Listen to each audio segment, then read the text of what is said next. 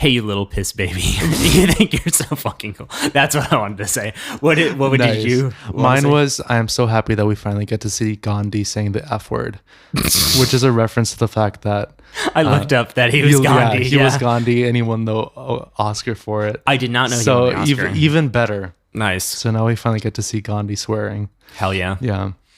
So this is our experimental week. This is kind of experimental. Week we get funky. Yes, funky. Yeah. That's a good word for it. I feel like this episode is going to be like scary for so many audience members. Yeah, if you're not expecting what we're listening to and watching.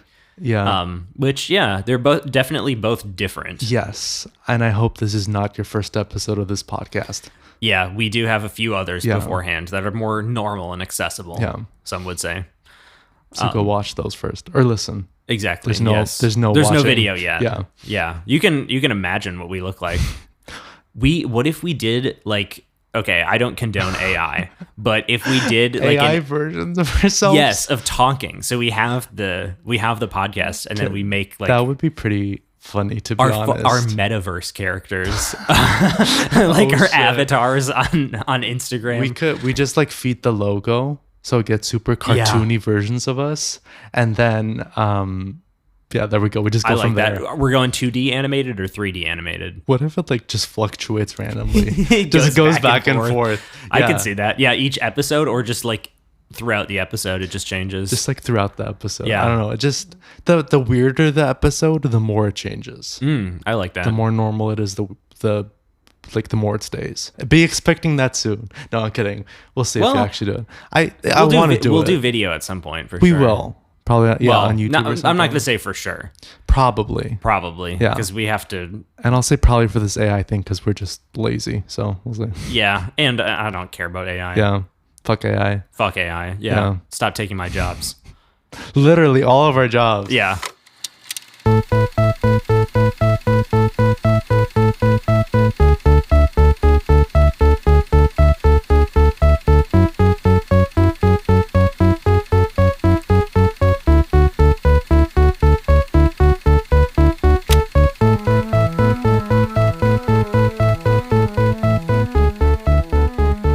Hello and welcome back to the Uncultured Pop Culture Podcast. I am your host as usual, David, joined by my co-host, Brandon. I'm the co-pilot this episode. Co-pilot as usual. Yes. Yeah, that just reminds me of you haven't seen Airplane, have you? I've seen parts of it for some reason.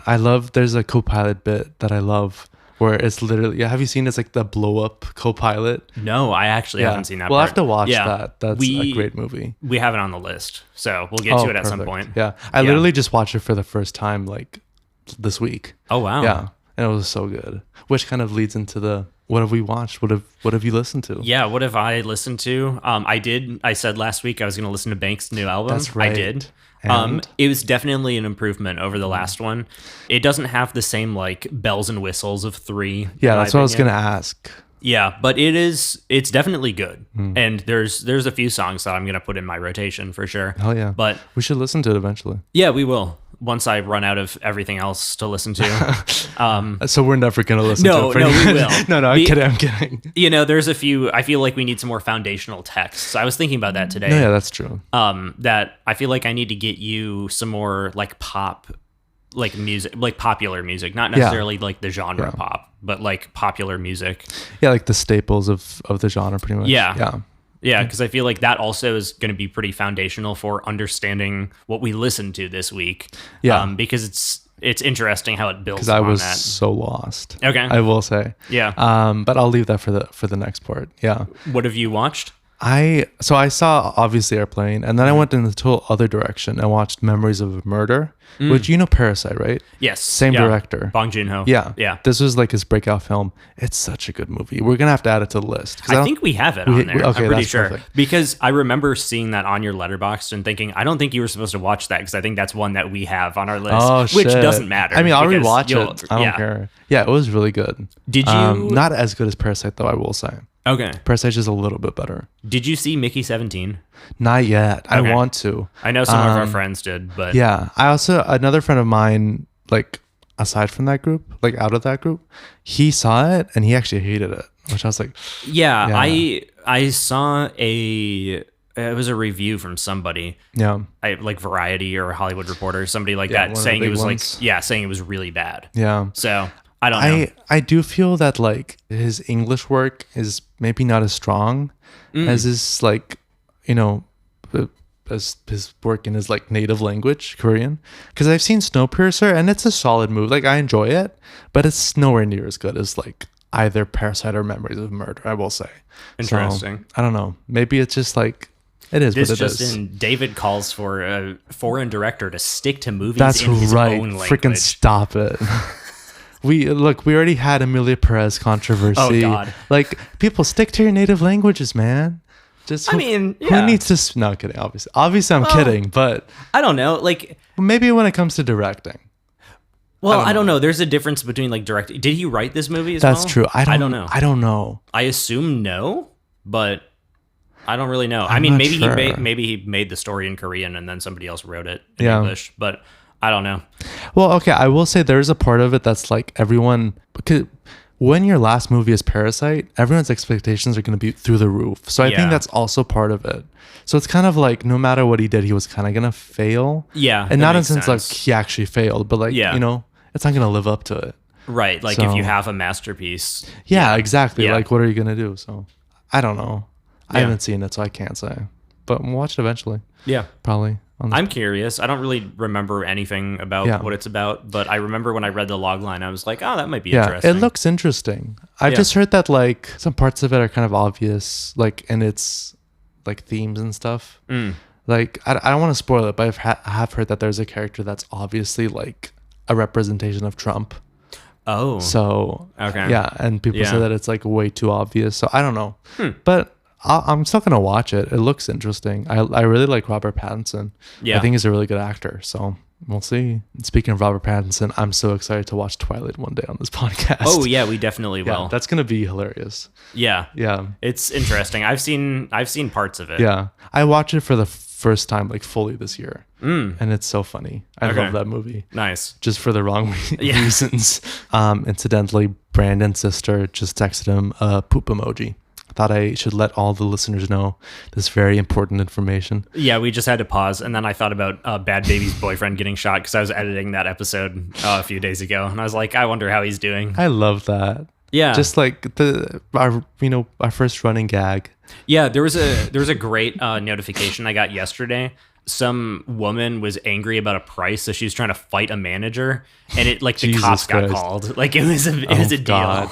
That's like I saw on Reddit. There was a video of literally two guys wrestling on the floor at a Little Caesars. I don't know the background of it, but I loved it. That's great. Yeah, it was awesome. With that, let's get into the music. Let's get into it. You know what? That's kind of the perfect vibe for the music. Segue. Yes. Exactly. Two dudes fighting on the floor of a Little Caesars pizza is kind of the same vibe as listening to 100 gecs debut album 1000 and the important thing is you have no context too for the two guys fighting. Exactly. And you experienced this album with no context, I assume, since you don't have the foundation of like 2010s pop music that I do. I had literally not heard of like the term hyperpop before he told me about this album. So okay, I mean, I mentioned it like 2 weeks ago briefly, but like but like I've introduced you. This is hyperpop. It's hard to describe even what hyperpop is because the people making that kind of music will say this is not the kind of music I'm making. Yeah, I read that they don't even like the term hyperpop. No one does. Yeah, and I don't know. It's weird because when you're making music, you don't know what you're making. Yeah. But outside people can tell you what you're making. And if they tell you something that you don't think it is, then it's kind of like, well, I don't know. Do you not understand it? Yeah. I don't know. I get it. I like to categorize things. I don't know how to categorize my own music as well. So that's also the same kind of thing I run into. The hyperpop movement, like the modern, kind of like the origins of it were with PC Music, which was a British record label founded by A.G. Cook, who was a collaborator with Charlie XCX. And they kind of started what's now referred to as bubblegum bass. You have not heard any of this, I'm sure. No, not at all. Definitely has a different sound than like this kind of hyperpop that we were listening to, or like anything that's followed it. Is some of Charlie's music hyperpop, like considered? Yeah, it depends on who you ask. I definitely do consider it. And it also depends on the song. But then another major player in hyperpop was Sophie, who has unfortunately passed away. She was kind of like the pioneer of a stereotype associated with hyperpop music, which is a trans woman with a laptop making insane sounds. And one of our beloved gecs is also fits into the stereotype, Laura. I remember reading that, yeah. These two women have inspired so many people and have really kind of like taken over the genre basically and pushed it in all of the like insane directions that it goes into, which I think is super cool. Hyperpop is definitely like related to LGBT subculture. And also like just being online in general. So Sophie was like kind of ushered in the second wave and also like perfected the bubblegum bass sound. Yeah. Which we will be listening to at some point. Then from there you kind of get it's not really mainstream, but Charli XCX is definitely like more mainstream. Yeah. At this point she isn't like super well respected in pop spaces, but she definitely has a name for herself. Yeah. And she has a big record deal with Atlantic, which is like an actual label. She experiments more with the mixtapes Number One Angel and Pop 2, which both came out in 2017. That was my like formal introduction to her music, because I knew of her before. I knew some songs, but that's when I was kind of like, okay, I'm a fan. I don't remember how many songs, but there are definitely a few songs that were produced by Sophie. They started a working relationship together as well. And the song So I from Brat is about Sophie's death. Oh, okay. And that makes sense. Yeah, so it's kind of tying that all together. Then you get, like, simultaneously, you have Dylan Brady, who's the other half of 100 gecs, who I knew about way back in like 2015 because he was kind of associated with EDM at that point. Right. He was on Skrillex's record label. Which I feel like you can kind of hear in this album. Definitely, yeah. So there's the hyperpop, like one side of it comes from pop music. Which is kind of like Charli XCX's side more, right? Exactly, yeah. That's the more like, I guess, the melodic element of it, and then the like kind of insane element of it comes more from electronic music. So I had known Dylan Brady before probably anything else and before like my introduction into hyperpop. And I had heard his music and been like, I don't even know what to call this, because then he released some other EPs that were just very strange and unique. And whenever I would like go through my genres on Spotify, I was like, what do I even do with this? Like, I don't know what to call this. He just has his own genre. Like, you just need to make one for him. Yes, and that's kind of like the precursor to hyperpop, I feel like, because you can kind of trace a lot of his like production style into what people are trying to emulate now. Yeah. So then all of this kind of culminates in 2019 with the release of their debut album, which is really what pushed them into the mainstream and kind of like solidified this brand of hyperpop as something to pay attention to. Yeah. From there, we obviously got COVID. That is kind of when the super online part of hyperpop took off. And it's very interesting because that is when you can kind of see a fracture. Some people call it glitchcore. Some people call it digicore. Both of those names are rejected by the people who make the music, like usual. Right. But there's a shift, and you get more of a rap influence into certain aspects of hyperpop. Which I feel like there were some hints of it in this album. Yeah. But yeah, it wasn't like that strong. Yeah, then you get more of a like where it's just full on people rapping over beats, and then you just kind of get some like weird glitchy vocals to it, and it's like, this is hyperpop, and it's like, well, it sounds totally different. So I understand the like need to make a different label for it. Yeah. And then after that, it just kind of fractures and everything falls apart. There's some scandals within the community. There's people who suck that are famous, you know, like, obviously, just like any community. Yeah, because that's always how it happens. And then there's kind of a backlash to hyperpop. This is my own theory. I don't know how true it is. There's another producer, Danielle Harl, I think is how you say his name. Yeah. He's associated with PC Music, and he was the executive producer of Dua Lipa's album that came out last year. Oh, yeah. And that has her normal like disco sound, but he's known for doing hyperpop, and I have a feeling that that was kind of the way that they were trying to go initially, but the wave has like completely, like, it's collapsed basically, and nobody's really making hyperpop anymore. They've gone in their own directions. There's a lot of people making indie music, making rock music. Some people have gone fully to rap, and then some people have gone back to EDM. And at this same time, we've kind of had a rise in UK garage, which has kind of taken off some other people from the hyperpop scene. That's really interesting how it just kind of like shifted into all the other genres. So it kind of like fell apart. There's not too many people making these like sounds anymore. 100 gecs released their second album in 2023. Yeah, I saw that. Yeah, which we will be listening to at some point. And they even kind of went in a different direction than this. So they're not even like... They definitely still have a style that you're like, this is them. Yeah. But it's kind of changing. It's changed. It's evolved. And it's brought in new like elements of other genres. Yeah. So there's really no good way to say like where we are in like a kind of a hyperpop like movement at this point. But a lot of the people who were like big players in it have kind of fractured and kind of done their own thing now at this point. That's interesting. I feel like you have that a lot in music. It just like with time, it kind of... I don't know, you kind of forget about it. Like, I'm sure there was something like this happening in the 70s with rock, but you just don't remember it now unless you're like from that time. I also feel like this was kind of like a speed run of like a genre collapsing, because I feel like... Yeah, because it happened so fast. Yeah, because it was from like, I mean, the peak of it was really like late 2019 into like early 2022. And by that point, people were kind of just doing their own thing. Yeah.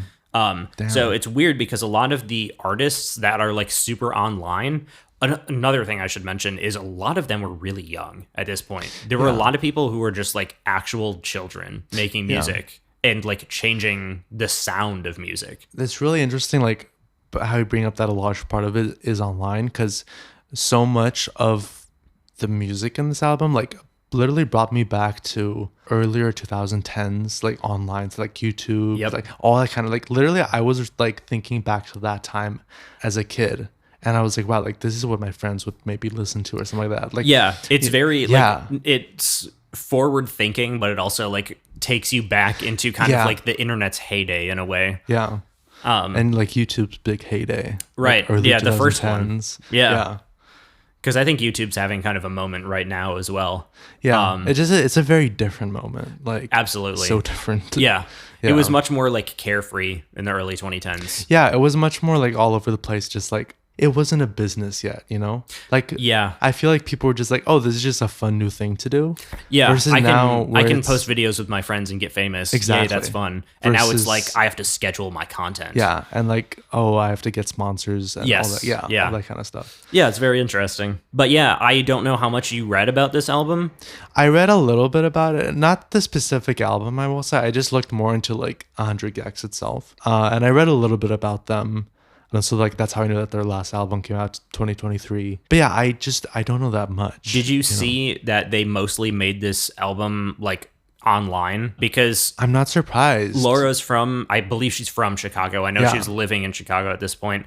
Dylan Brady's from St. Louis. He was in LA at this point. Yeah. And they would just like send each other the files back and forth and work on music. I'm not surprised, because like I do feel, you know, that trend has really picked up, like where a lot of people like now have access to stuff on their computer that they can make music with, you know? And like thinking about this came out in 2019. This was pre-COVID, pre-Zoom, there's companies that have developed plugins where you can work in real time in other people's DAWs, like from thousands of miles away. So this is like pre that. They're just like, this is what we have to do because we want to work on music together.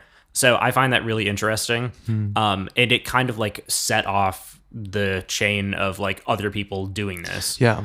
And so it's very influential in that way as well. Which is interesting because I feel like even that takes me back to like, you know, 2010s being a kid and like just messing around on like the earlier versions of like GarageBand or something like that, you know? Yeah. I feel like, I don't know, you can see the influences of just being on the internet, like, absolutely, in the 2010s. This is a very online album. Yeah. And you can feel it, I feel like. Yeah. Yeah. And then one other thing I wanted to say before I say one other huge thing, and then we get into the music. So are you familiar with Nightcore? I've heard of it. I don't know what it actually is. Okay.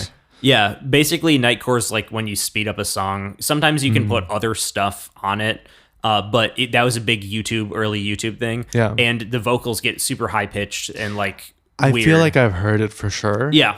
I just didn't know what it was called. And that is kind of what they were doing here. Laura specifically was doing it due to her gender dysphoria, so she could like listen to her voice, which I really respect. I think it's cool. And I've also thought about that as somebody who struggles with gender identity. Yeah.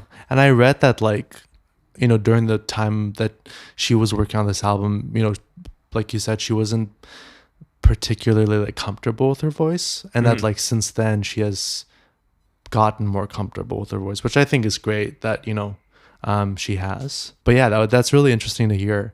And I wonder, like, because I know that there is a lot of interesting use of autotune in this album. And I do wonder if that's also like tied into that. Yeah, I feel like that's also a hyperpop thing. I remember a long time ago, Charlie XCX saying that she didn't want to hear her voice without autotune anymore because she didn't like the way it sounded without it.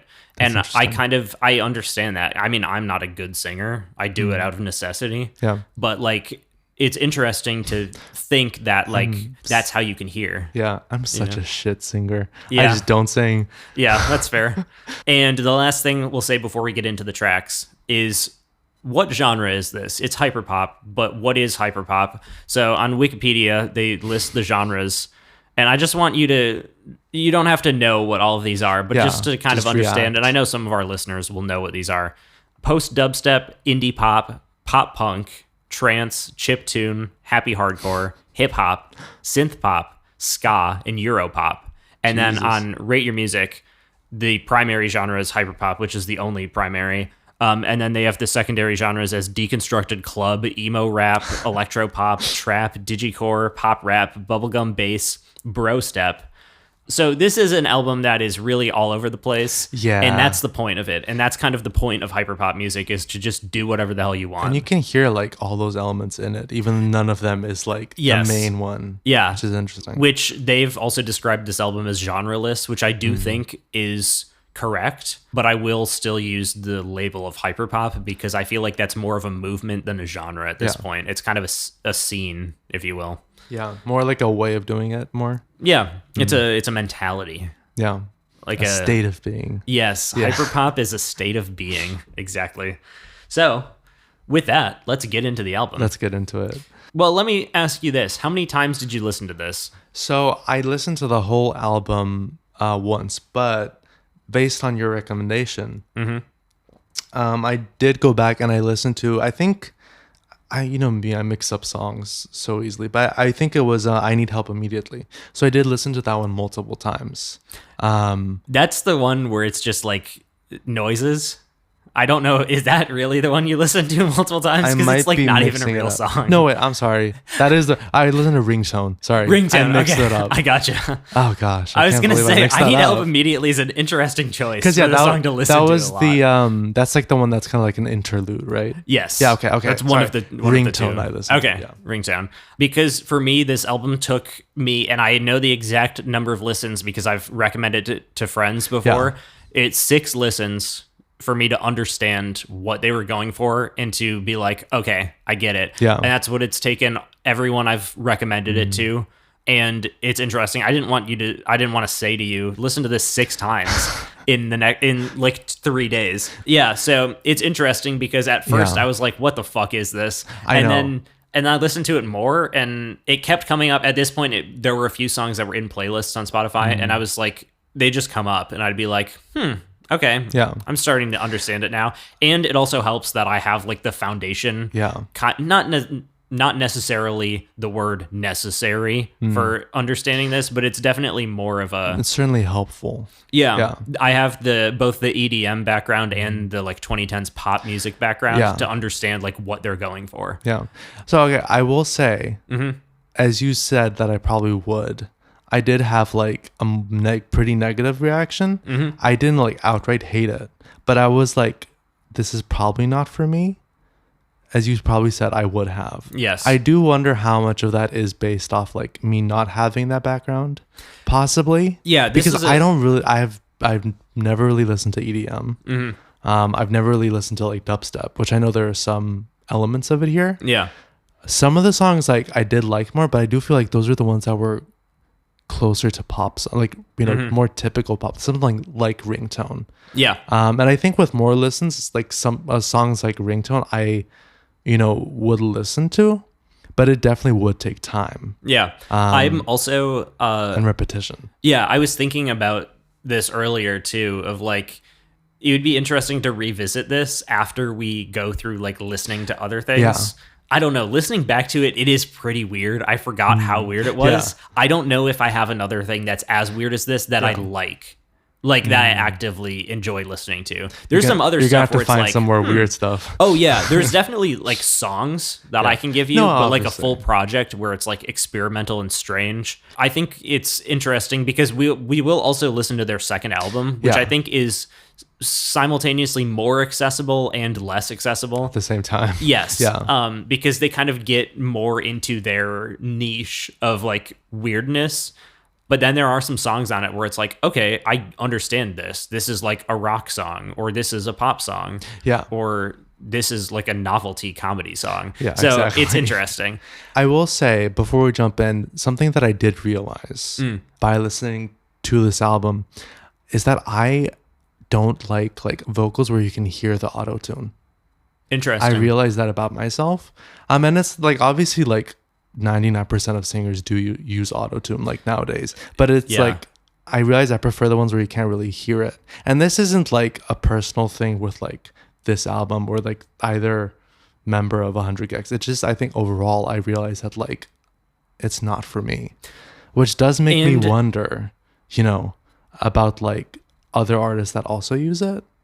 Because obviously, like it makes me wonder about what you're going to think about my music, because I heavily use. Well, and also I do want to ask you before you continue, what do you think of as autotune? Because there's a very like autotune is kind of a broad. It's used as a broad descriptor of like any kind of vocal processing. Because autotune really does one specific thing, and it's kind of the T-Pain effect. Yeah, and that's what a lot of people call autotune. I guess that like effect is what I would.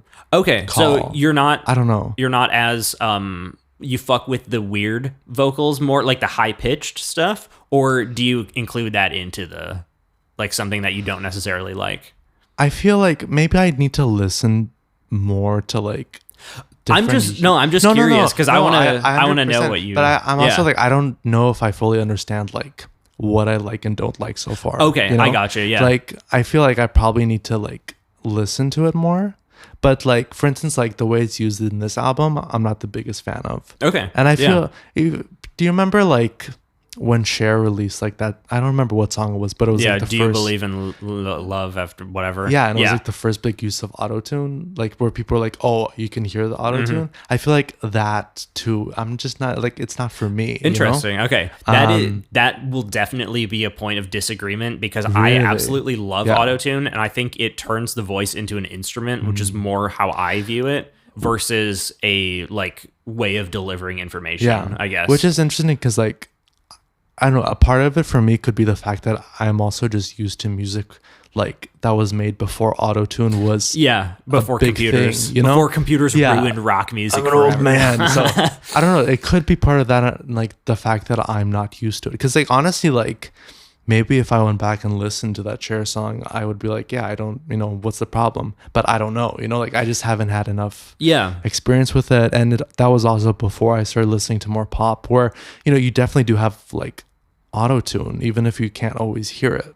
So I don't, I just need to listen to more, and then like after that fully decide, I guess. There are definitely other projects that I have in mind of other things that I've seen people call autotune. Yeah. Like vocoders and talk boxes. A lot of people will call those autotune, even though they're different effects. Yeah. Basically, the kind of understanding that I come to it is I use autotune. I use the specific Antares autotune plugin. Yeah. Like I know what it does. But a lot of people I see online are not like well versed in music production and are just like, oh, something is on the vocals, therefore it's autotune.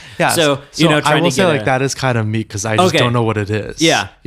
So I don't even know what they do with some of their vocals on here. I'm still trying to like learn that as like a producer myself, because they've got a lot of interesting things going on here. Yeah. But a lot of people, with this album specifically are like the pitched vocals are annoying and I can't stand them. Yeah. And so maybe for me it's just pitched vocals that I don't know. Yeah. I mean, we'll listen to other things. I can't remember what else we have coming up, but I'm sure I put another one that has like very prominent auto-tune in there because I think it's very interesting. So okay, I will say I will take back like me not liking auto-tune because I will say maybe I just don't like pitched vocals. I'm gonna say that for now, just because I don't know, Yeah. And for instance, like in the Banks album, there was a lot of like voice manipulation too, and I did like it there. So which also notably you did not say was autotune. So maybe you do have an understanding of like what of this certain like effect that you like. I don't know. Yeah. I'll just say like pitched vocals are not for me at this point in time. At this point. Yeah. Until you listen to this album 5 more times. Yeah. But who knows? We'll get there at some point. So starting off, I don't know. I'm not going to be upset with your scores, I don't think, because I pretty much know what you're going to say. I'm not expecting any song to be above a 2.5. Yeah. So also when you hear my scores, don't be like, oh no, obviously. And like to each their own. Yeah. And obviously like we can always disagree. Like that's 745 Sticky. Yeah. That's the first song. I give it a 1.5. That's about what I thought. 3.5 for me. I will say this is like, I think this is the lowest I went. Like it was my least favorite. Yeah. Okay. Starting off. I feel like I didn't like absolutely hate any song. I just didn't really like it. 1.5 is, for me, that's kind of like, I think this is garbage. Well, okay. Well, I would say 1.5, and I might be going against like the list that I set because I do have very set like this is what this score means, but this means that I dislike it. I wouldn't want to listen to it, but I'm also like not like this is the worst thing, Yeah. I guess I don't know. Yeah, for me it's a 3.5. Yeah. I wrote down here that there's more melodic rap elements. And it mixes it with whatever the hell is going on at the end. Yeah. Which I said, like, it kind of feels like dubstep. Which I don't know, like elements of dubstep. Bro step, I think, would be more of the, because you can get into all the... I will say, I don't really like bro step. If that is what it is. Have you ever heard Skrillex? I don't know. Okay, because we'll listen to Skrillex because he's like the bro step guy. And it's interesting because... Dylan Brady being on Skrillex's label as well, you can hear a little bit of that influence of like this is somebody he looked up to. Because I have heard like, and I don't know obviously the like subgenres of dubstep, but I have heard some, and I'm just like always. Yeah. I am also like, there was this really annoying guy next to me in one of my high school classes who would like make me listen to his dubstep. So I'm like, I wonder how much of it is that. Like stuff that he made? Yes. Oh, yeah. So I don't know how much of it is that, but I mean, I don't know. There's also a lot of, and this goes for most genres, but I find it particularly with EDM. There's a lot of just absolute shit music out there. So it's kind of like you have to wade through it. You have to find the right era of stuff. Like to me, dubstep is really like, if it's not from 2011 through like 2013, you're probably not going to get that good of a song. Yeah, this was like 2018. Yeah, that's definitely more of a, like, I don't know what's going on at that point. You're getting some outside influences that probably are not ideal. Yeah. But yeah, I did find it interesting because I feel like you can hear the mixes in like different music genres in this very first song. Yeah. I also wrote, this is an insane introduction to an insane album. I think it works. Yeah. I will say, I think it is a fitting like opening. Okay. Yeah. Yeah. Yeah. Moving on to Money Machine. I believe this is the biggest song from the album at this point. There wasn't really even like a single from this album. I guess you could kind of say this one is. I read that it like came out like several days before the release, right? Yeah. Yeah. Yeah. So it's kind of like. Is it a single? I don't know.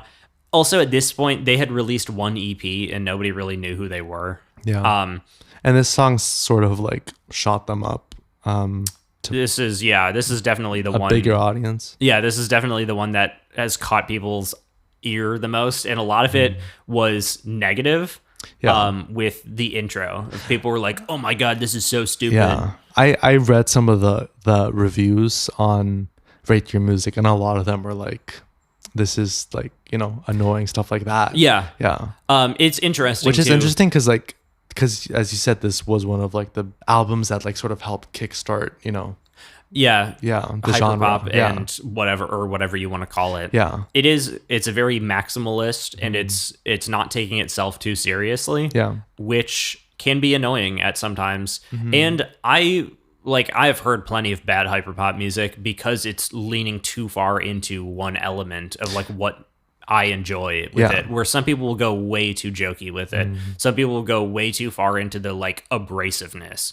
And it's like, this is just isn't even fun to listen to anymore. To me, this is like they're doing whatever they want because why not? This is just experimental because they felt like it, is the way that I like interpret it. I think you can feel that like through listening to it. And it sounds like they're having fun too, which is like, you know, no matter if I like it or dislike it, like go for it, you know, like hell yeah, I'm gonna support anyone that is doing what they enjoy doing, even if it personally isn't for me, you know.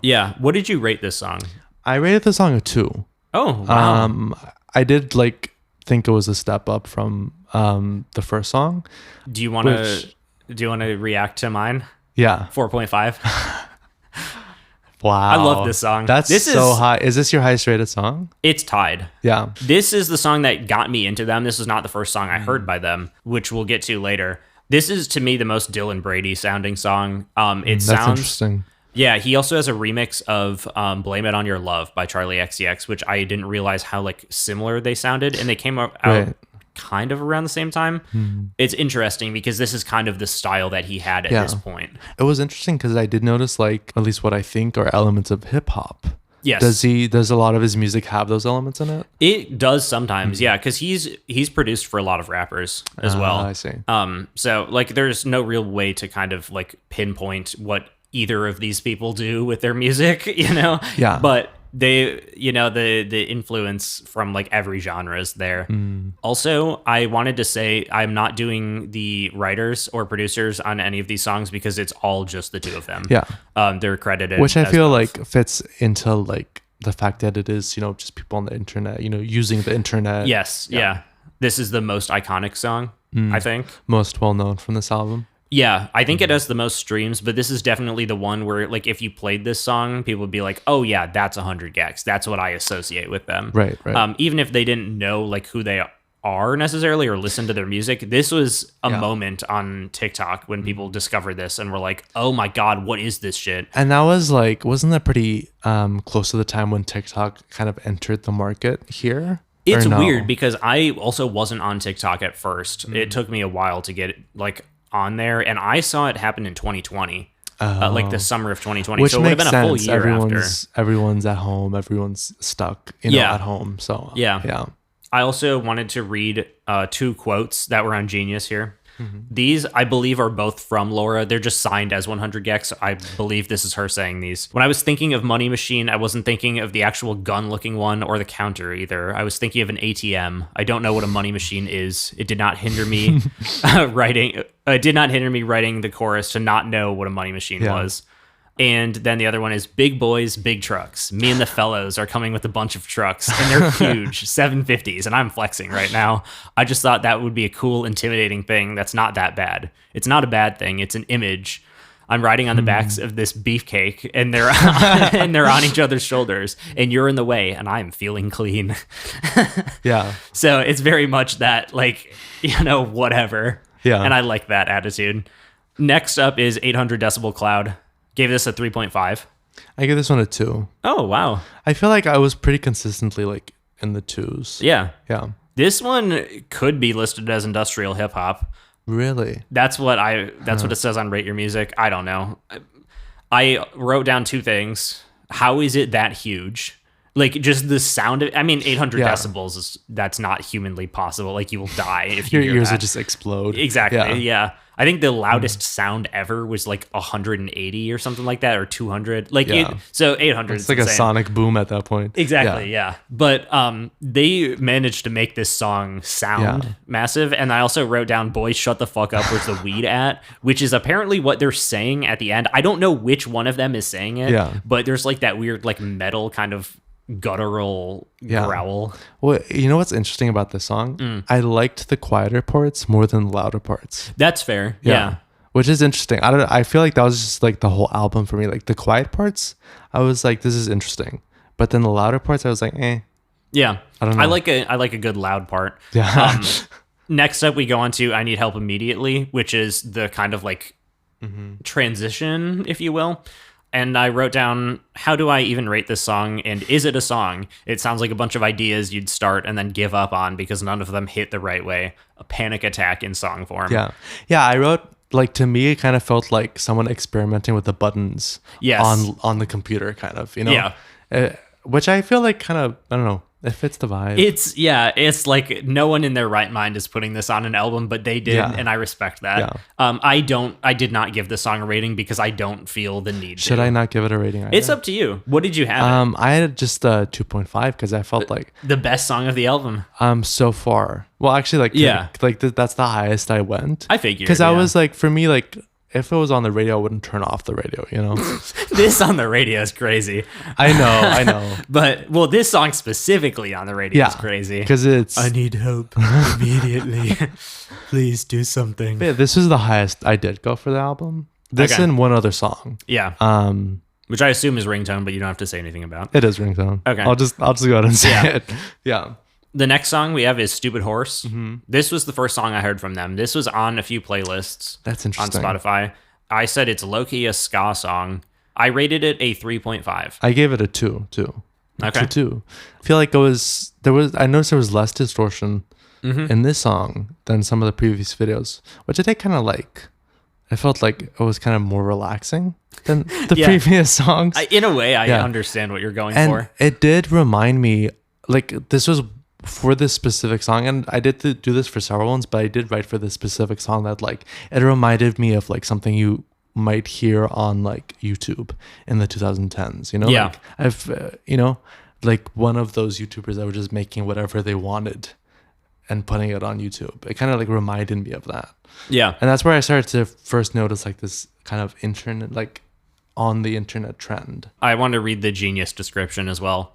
Stupid Horse is a harrowing critique of gambling and capitalism and how they affect the human ethos in the form of a ska song, or alternatively, a song about running out of heroin, mugging your dealer to re-up from how strung out you are, then passing out in your car, or perhaps a simple ditty about losing a horse derby and reacting very inappropriately by beating up the losing jockey and running off with his horse.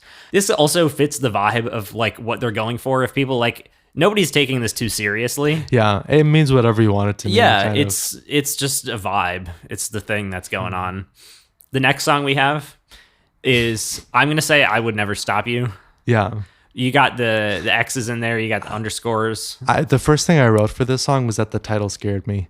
Yeah, it's definitely a weird one. Like, before I listened to it, I was like, okay, I'm scared. This is like the scene kind of names on like AOL Instant Messenger where you'd like do that kind of stuff. I always think of I Superwoman I on YouTube because it's like that same thing where it's like you just throw stuff in there because why not? Go to help. This is a deconstructed club and trance song kind of. I can see some Eurodance elements in it. Yeah. I enjoyed the first part of the song more than the second. Until the drop, anyway. I figured. Until the distortion kicked in super. I gave it a 4. Yeah. I gave this a 2. Okay. Pretty consistent. So yeah, you're about 2 lower than me, which I figured. I feel like it does also continue like the on the internet like feeling. Like I specifically wrote that down here too, from the last song. Yeah, I said this drop is insane. Listen on your headphones. I don't know if you did listen with the headphones. I usually do my studio headphones. Well, I listen with like my little Bluetooth earpiece. Okay, yeah. I did like my full big over-the-ear headphones. It feels like the music is inside of your ears. It's disturbing in a way, but I love it. Yeah. So I give it a 4. This also is like the most like EDM song on here, where it's like it has its own like drop to it. And it's like... So EDM songs have a drop typically? Like... Yeah. Oh, Jesus Christ. That's basically what makes people are EDM gonna come after me now, aren't they? Oh, wow, Jesus. I have so much education to do. That is generally like every EDM song. Yeah. You can make some arguments that not everyone does. Some songs are just all drop. Generally that structure, and especially the stuff that I listen to, that's the structure where you have the breakdown, the build up, the drop, breakdown, build up, drop, and that's kind of very intrigued now. Next up, we have your favorite song, I assume, Ringtone. Yeah. I gave this a 4. I gave it a 2.5, which is the highest I went. And I do feel like it's just because it does feel like the most typical pop song out of this whole album, which is why I did prefer it. I said Dylan's bridge goes crazy. That's my favorite part outside of the chorus of this song. Love the implication of this song as well. It's a cute song that's like kind of stalkery as well, which I think is fun, and it works in like a hyperpop context of like where you're so maximalist that you're also like a maximalist on your emotions of like, I'm so in love with you that I'm gonna like stalk you, which I think is kind of fun. Well, I also thought it was interesting because like the vocals, like I kind of got into the vocals more in this song. Hell yeah, compared to the other songs. Especially like the quieter parts. Only 7 songs in, and you finally got into the vocals. I finally got into the vocals. Even though I will say later on, I kind of got out of them again. That's fair. But I didn't dislike them as much in this song.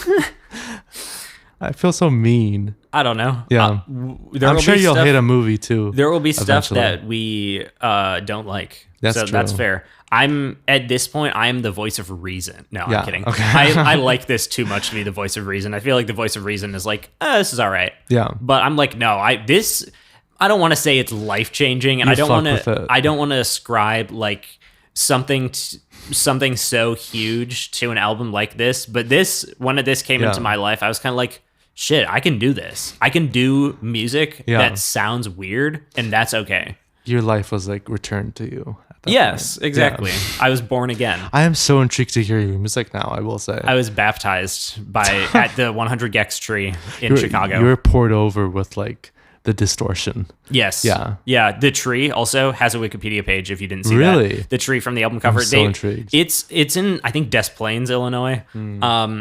It's by the airport. How close is that to Chicago? It's close. It's by the O'Hare Airport. Okay. It's at like just this random ass like warehouse, and they just took a picture of it. People would go there during COVID and just like drop off like sacrifices and gatherings and stuff because that's just fun. Yeah, it's such a like terminally online fan base that you can just do shit like this, and I enjoy that. It's like being part of a community.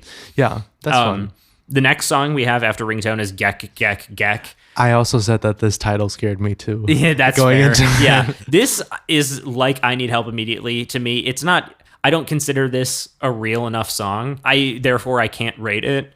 Well, this song, or whatever it is, since I know you don't really consider it a song.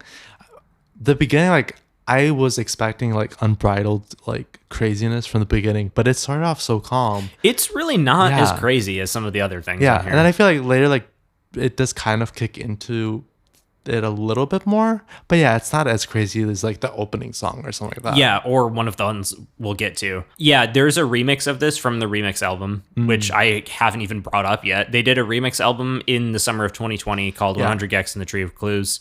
Oh yeah, I saw that like on Spotify. Yeah, they went through and like redid almost all of the songs from the album. There's a remix of this one with 2 rappers, Lil West and Tony Velour. I like that version. Like it's a real song at that point. Overall, do you prefer the original album or the remix? I prefer the original just because I'm not able to get into all of the remixes in the same way because it's all with different people as well. So sometimes I'm like, yeah, I like these people that they added, and sometimes I'm just kind of like, I don't really care. They don't do anything for me. Yeah. But this one I do really like, and it turns it into a real song.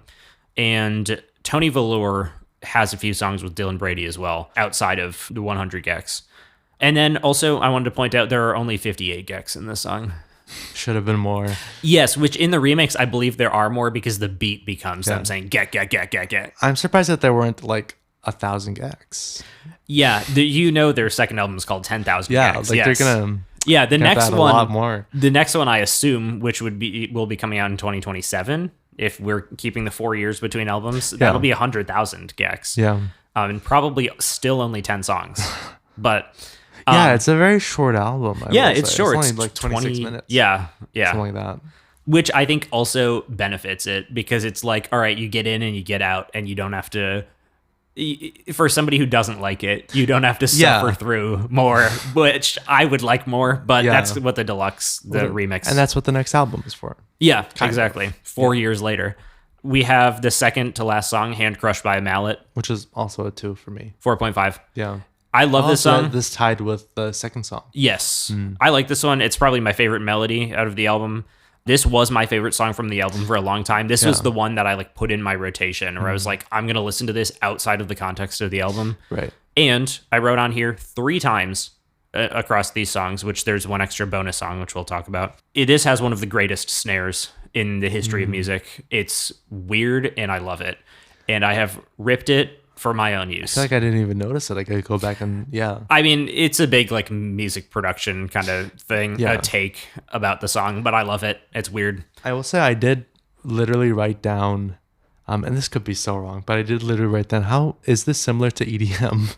Yeah, there's definitely there's elements of EDM in it. There's elements of everything at this point. I'm happy that I didn't write down that question for like this song that had no elements of EDM at all. Oh, you mean this song specifically? This song specifically. Yeah, this is definitely a more rap influenced one. Okay. I think there's other songs that are more EDM influenced, but there is a general like influence throughout the entire album, and also depends on the genre. Because I feel like at this point, I don't know what EDM sounds like really. There's endless possibilities. Yeah, that's true. Like, it is a spectrum, I guess. When I think of it, I usually think of the dance side of music of EDM. So it's which more I feel like house is what I've kind of heard more of. Just because like you go to the club, you know, you're probably going to hear at least a little bit of that. Yeah, and we are known for going to the club all the time. Exactly. We're definitely not just total introverts that just make podcasts and do nothing else. The last song on the album, Gec to You. Nice. 4.5. Nice. I gave it a 2. Nice. Tying into the 2 in the title. This is also tied. So I have 3 songs that are 4.5s. Hand Crushed by a Mallet was a 4. I don't know. I can go back and forth on a 4 or 4.5. Yeah. This song, though, definitely, I forget about how much I like this one. This, to me, is like ringtone with the insanity added onto it at the end. Yeah, I get that. And like, I noted that like I did prefer the beginning of the song to the end. Yeah, I figured. Before the insanity comes in. This is another one where I wrote another one of the greatest snares in the history of music. Damn. And then I said, this outro feels like being lobotomized. No one else is doing this shit. Those are my direct notes from the album. And I can say that I agree with that. Nice. Yeah, I do agree. Real quick, I assume you listened to Came to My Show and Toothless from the extra version? I did. And I also listened to the Did you say Came to My Show intro? Yeah, that counts as, to me, that counts as Came to My Show. Yeah. I gave Came to My Show 4.5. That also has a great snare in it, and Toothless a 4.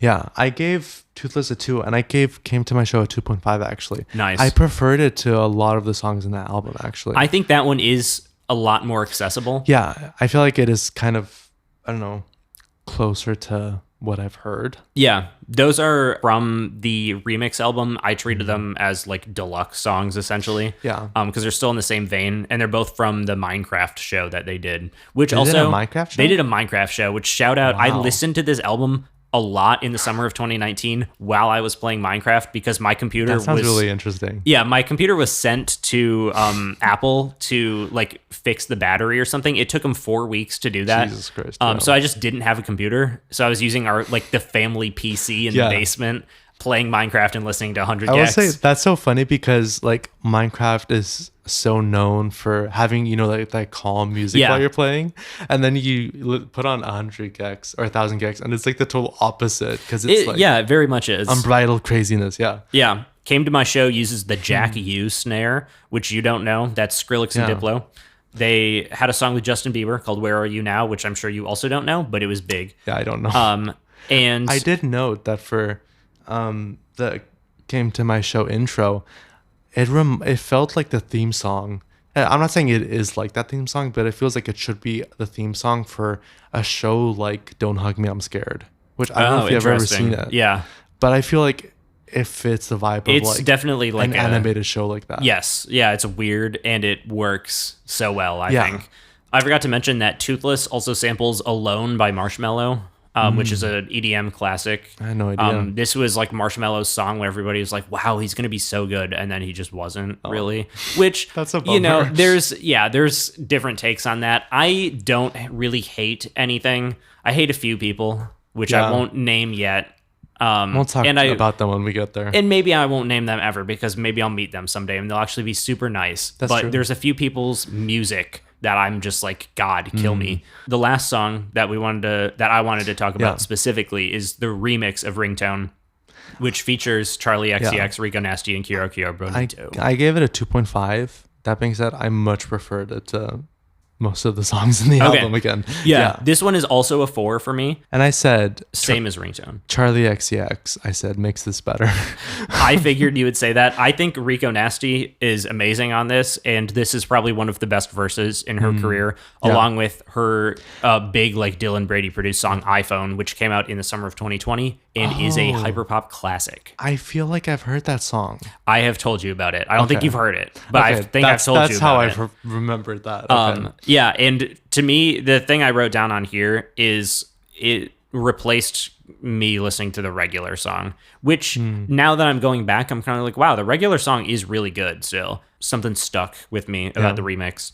I also wanted to say one last thing. I Would Never Stop You samples Soulja Boy song, Kiss Me Through the Phone. Wow, I never thought I would have heard Soulja Boy like in conjunction with this album. Yes, Soulja Boy. So those are the only two. That one and the Marshmallow song are the only two like credits outside of the album. Yeah. But they're still not even, I don't think they're like listed as songwriters. I think it's just a sample that they got cleared. So anyway, that's what we think about 100 gecs. That's not about 1,000 gecs. 1,000 gecs. Do you have any final thoughts on this album? I mean, I'm intrigued to listen to 10,000 gecs and see, you know, what my opinion will be of that. And also, like you said, you know, it took you time to like this. So I don't know. I'm intrigued to see, you know, where I'll be with this in the future. I highly recommend giving it another listen. Yeah. You don't have to do it now. Or 5, yes. Yeah. But there is a point where it, for me and everyone else who I've shown this album to, there is a point where it makes sense. Yeah. And that's basically all I can say about it. Yeah, I think this is a really influential album in hyperpop, in pop culture, and in my own life. What would you give the album overall? Oh, great question. I don't think we talked about that. No, we didn't. I believe I gave it a 4, which I feel okay about. I gave it a 2, which I was like, you know, average I figured. My scores and all that. Yeah. Yeah. The album as a concept, like the 2 interludes, I don't know. Sometimes it can drag the score down because I also didn't rate them. But as an overall album, I feel like this is a 4. This is really solid to me. Movie time? Movie time. I will say, before I get into it, I do kind of find it interesting how, like, when it comes to music and we talk about something like with like unbridled craziness, I'm like, I don't really like this. But it is kind of the opposite with like a movie where I am like, I love this so much. But I don't know, I probably wouldn't like every movie that's crazy, you know.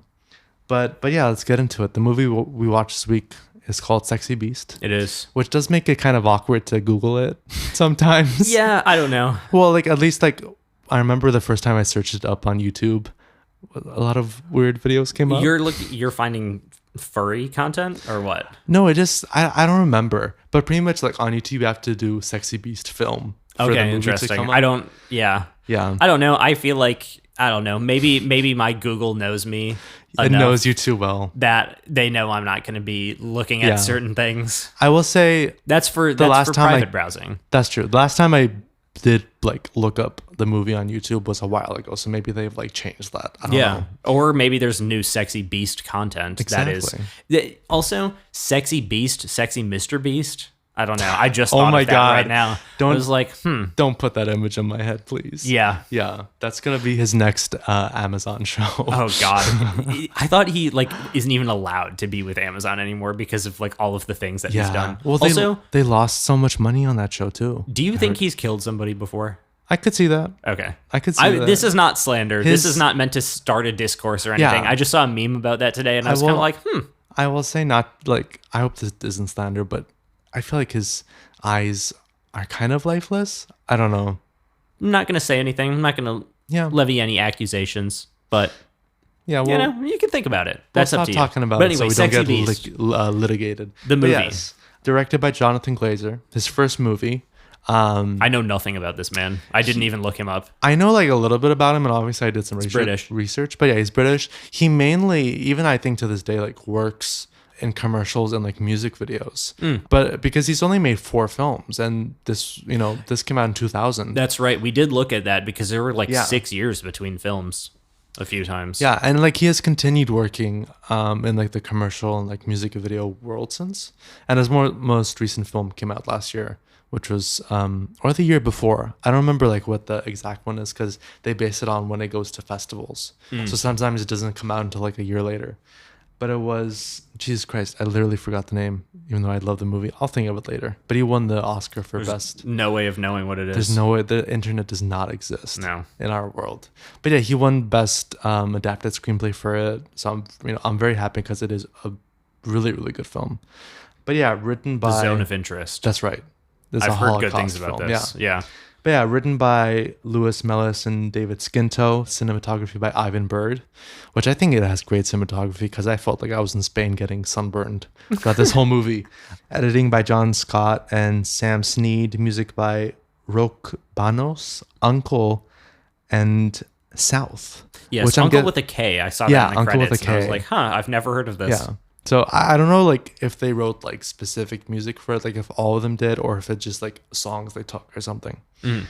But yeah, so as I said, Jonathan Glazer, directorial debut. And he was originally supposed to work with the writers on another film called Gangster Number One that later got made by someone else, and they left it because of like casting controversy. Like they didn't want to work on it. So literally he and the writers left it. The writers wrote the script and they were like, you know what, let's just do something that's fun. And they did, and then they made it. And I thought it was interesting. Ray Winston, who plays Gal, was originally offered the role of Don Logan. I did see that. Yeah. But he turned it down because he was like, I'm tired of playing like gangsters. And he took the other role because he wanted to play that. And as he said, he went to Spain for 2 weeks and pretty much like put on weight and got a sunburn. And he was like, this is the best like rehearsal I ever had. They did offer the role, I think, to Anthony Hopkins, which makes sense, of Don Logan, but eventually it went to Ben Kingsley. And he said, ironically, that he based his performance on his grandmother.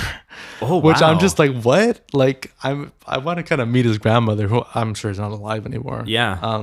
But yeah. And he said that he based like the way that he viewed the character, even though it isn't in the script, is that like he was abused as a child. And that's why he is the way he is now. And a last little anecdote, or last two anecdotes. The first one is that the other actors were so scared of him on set that they would like forget their lines. And I can see that. Yeah, he's intimidating. Yeah, they were like, yeah, we did not have to act. And the last thing is this film inspired Grand Theft Auto 5, turns out, or was like one of the inspirations. Interesting. I feel like you can kind of see. In a weird way, I can see the parallel. Yeah. So now that we've kind of given a background, I am so intrigued to see what you thought of this film. Yes. I don't really know where to start. Yeah. Shall I start with my rating? Yeah, why not? 1.5. Wow. I did not enjoy this at all. Wow, that's crazy. You want to hear my rating? Yeah. 4.5. Damn. Yeah. So we had like 3 points difference. That's crazy. I gotta say, this is that episode of the podcast. It is. Yeah. I mean, I love this film. I want to hear more about why you love it, because I've kind of come to a realization about myself, and the type of writing, I guess, that I like. Oh, that's interesting. So what are your favorite parts of this movie? I mean, my favorite parts of this are definitely Ben Kingsley. I think he gives the best performance of his career, to be honest. I think one of the biggest things that I fell in love with this film is the dialogue. I think the dialogue is just crazy, off the wall, and beautiful in like a very weird way. I don't think I've ever heard dialogue written like this. Like, literally having a character say no like 10 times in a row, stuff like that. It's really weird, but I feel like it works in this context. It's like very specific. I don't think it would work everywhere. From a certain perspective, like a very typical gangster story told in a very like atypical way. And I just really love that. Yeah. I'm trying to think of what you said before, because I thought of, like, when you said it, I was like, oh, this makes sense. Where you were talking about more of like experimentalism. Yeah. Where you like it more in movies, and I'm realizing that I don't. Like it less. Yeah, that's interesting. In certain ways. Because I like playing with kind of a story and how it works. To me, I did not like this dialogue at all. But a big problem with that was it was just impossible to hear for like 40% of this movie, because they're either... Which is why I would say watch it with subtitles. I could not find subtitles anywhere. That's also the problem, because it is like not that accessible. Like you just can't find it in so many places. Yeah. So it was, for me, it was really hard to hear for when they were like talking really low. And then when they were just screaming at each other, and I was like, okay, this is just too loud for me now. So there was never really, and maybe that's my own personal problem. Yeah. Well, but I do also wonder, just like the same way where I don't really have a lot of like the background, I don't know a lot of the music that kind of built up to hyperpop. I do wonder if it's kind of like the same thing for you. Not saying that like you would like it if you did. I do want to ask you, I think I know what you're getting at, and I will say something later that I think to me will prove that I don't think I'll ever like this. Yeah. But I'm going to hold on to that real quick. Well, yeah, I think this is the type of movie where if you don't like it, you don't like it. That's kind of it. Yeah. I don't think it's for everyone. Is this a comedy? Because when I was first researching it before I watched it, it showed up as a crime thriller all the time. I think it has a lot of elements of comedy in it. I looked at the Wikipedia page today before doing this. It's just a black comedy crime. I think it is a black comedy. Okay. For sure. Because when I was watching it, there were a few times where I was laughing at it, but I was like, I don't know if I'm supposed to. It is definitely in my eyes, a black comedy. Okay. I do feel like it's a type of black comedy where you're laughing, even though like you're kind of scared at the same time. I felt like the tone was something I could not like pin down necessarily, of where it's like, I get what they're going for in certain instances, and then it changes where I'm like, I don't know if I was right about that. Yeah. No, I just feel like the film has a very specific type of tone that you don't see anywhere else. So that's why it's kind of hard to like figure out what it is, maybe. And I will say that like I think Jonathan Glazer is one of those filmmakers where you either like his films or hate them. Because I know like Jennifer has seen another one of his films called Beneath the Skin, which I haven't seen, but she really disliked that film. And honestly, like I could see her really disliking this film too. Interesting. So I do think like he is kind of that director and polarizing, like 100 gecs. Yeah, exactly. I think his newest film is maybe his most broadly appealing film. I've heard nothing but good things about it. It's a really good film. Although I will say that film is very like slow. And the whole point of it is like, it's kind of like the story that you see is all in the subtext. So I do think it is kind of like a film that would be harder for general audiences to get attached to, even though it is more like accessible, I would say. Yeah. But yeah, I do think that, I totally get people not liking this film too. It is that kind of movie. It's interesting because I don't know. I wanted to like it, but like pretty much from the first shot, I was like, what am I getting into here? Like, I don't know. Like the title sequence as well, I was kind of like, huh. Like, I just didn't know how to feel about it, really. Yeah. And I didn't really know how to feel about anything until like at least 50 minutes in. And by that point, you're like, the movie's basically done. Yeah, like, it's also very short and it moves quickly. It's really fast, but it takes, I feel like, it took forever to get to the bank heist scene, which I respect. I like the fact that they were, because there was a point where I was like, are they even going to do the heist? Because they just kept like talking at the place. And I was like, this is kind of interesting if it's just like a talking film. I do feel like, the heist kind of, it's almost isn't important. Yeah. Like the main point of it is like Don Logan's effect on Gal's life, kind of, I will say, I think that Ben Kingsley had a great performance in this. I hated it. Really? I respect what he was doing. There was nothing that made me like that character or not necessarily like it in like he's not likable because he's not supposed to be. But there's nothing that like endeared me to it as even like a bad guy. And I mean, I feel like to me, that's the writing more than the acting. Yeah. I will say, I do feel like, at least for me, I think that's kind of the effect that they wanted. Yeah. Like, I feel like he is honestly one of the most despicable, like, movie villains I've ever seen. And I think that's why I do consider Ben Kingsley's performance to be, like, so fantastic. Because I do think it's fully believable. But I understand, like, not liking it. Because the whole time was kind of like, I don't know if I believe this even. Really? I can see... And I don't know what I can and can't say. Yeah. I could see him having autism as somebody who does. But I can also see the kind of like childhood abuse. Yeah. But to me, there was something too cartoonish about it which will bring me into my point, which I brought up earlier. Yeah. I don't think I like British things. Really? I like British music a lot. I don't think I like British writing, specifically for TV and movies, because I've watched plenty of British TV and there's always something that I just can't emotionally connect to it. Yeah, I will say there's a very different like sensibility, I feel like, when it comes to British writing. And I will say I also don't connect with a lot of it. Like, for instance, I kind of call it the Ricky Gervais humor. Yeah. I don't really like that. I do not like. I don't connect with that at all.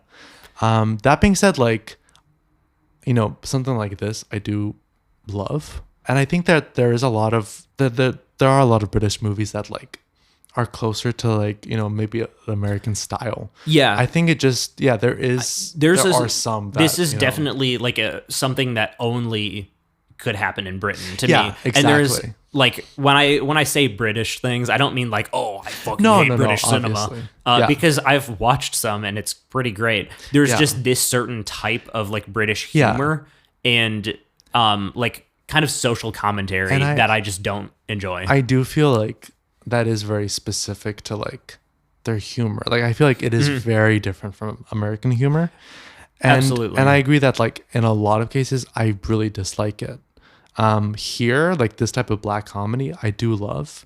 Then again, I don't know if I watch another movie similar to this, if I would like that. Like I do think that this is something that it has to be done so well for me to like it. And in my eyes, this is it being done well. I also wanted to ask you, when did you discover this movie and like how were you introduced to it? Because I feel like that also kind of could change my view of it. Yeah, I discovered this movie during COVID. Oh, interesting. Yeah, during COVID, you know, I was obviously at home. That's really when I like got into film, and I just started watching just as much as I could. And that's when I watched it. I couldn't pinpoint like an exact time, but I watched it and I absolutely fell in love with it. Yeah, I don't know.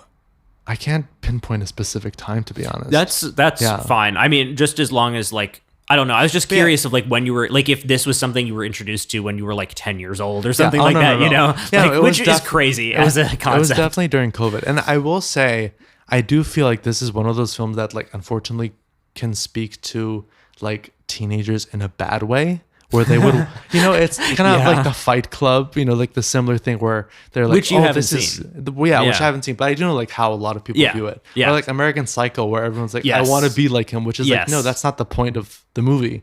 So I do feel like this is one of those movies. Interesting. Like I could see someone be like, Don Logan is cool, which is like the most idiotic thing ever. But you know, that's what a lot of teenagers are like. No offense to our teen audience. Well, I do want to bring up something that I just recently learned, that Gavin Newsom's 13-year-old son, I think it is a big fan of Charlie Kirk. What? So that's kind of the thing where it's like, maybe teenagers don't have the best thoughts about a lot of things. Which incidentally, I saw on Reddit that Charlie Kirk came to CSUN. He did. And all the students you were saw protesting. You saw that on Reddit? I saw that in real life. I saw that in multiple places, you know. No, I have friends who were like, obviously, I don't know. That still go to CSUN. We had like mutual friends that brought it up in mutual group chats. But but anyway, getting back to the movie. But teenagers taking this in the wrong way. I hadn't thought about that personally. Yeah. Well, I honestly just thought of it now because I was thinking of like, you know, I was younger when I liked it. Although I wasn't I don't know, would you count 19 as a teenager? Do you think that ends at 18 or 21? No, I think teenager ends. Yeah. You could make an argument that you don't stop being a teenager until you graduate college. Yeah. Which I could hear. I don't know. But yeah, I could see it kind of being like that. Because I know a lot of people, for instance, watch American Beauty and like get into it. I've never heard of this. It's a movie with Kevin Spacey. Oh, nice. Little callback to that episode. Yes. Sorry, I didn't have any callbacks with 100 gecs. They are solitary. Yeah, it's okay. Yeah. I mean, it happens. Yeah. I feel like the movie and the music this week were so specific that... Yeah. But like, for instance, with that movie, like when they get into it, they make it their whole personality. And then 5 years later, they're like, what the hell was I thinking? It's not that good. I feel like this could kind of be one of those movies. I don't think it is for me. I still love it. Although I do think that some people could watch it and get too into it, you know? Interesting, yeah. But I know, I just personally love this film. Yeah. And I think, like what I was saying before, which I kind of alluded to, I think the reason that I'll probably never get into this is just because of the British fact of like, this is how it is. Which, you know, it is what it is. Like it's interesting to experience that because the whole time I was kind of like, what's wrong with me? Why am I not connecting to this? Yeah. And you had said like, this is going to be a weird movie. And I didn't think it was going to be like, it's not as weird as like I thought it would be, but there's definitely like something about it in where a it's like different way. Yeah, it's strange. Yeah. And I mean, I think just like you said, where you understand like me not liking like 1,000 gecs. Mm-hmm. Same thing here. I understand it not being for the majority of people, I do think deep down in my heart of hearts that there is a 100 gecs fan inside of you that you just don't know about yet. And maybe you feel the same way about me with this movie.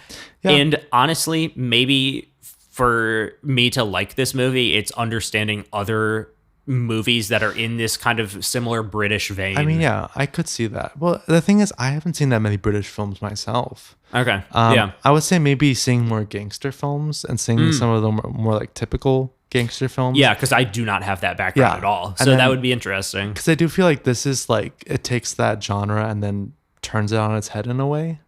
Is this going to be our yearly episode where we go back and re-listen and rewatch the same thing? Honestly, that would be really fun. That's interesting.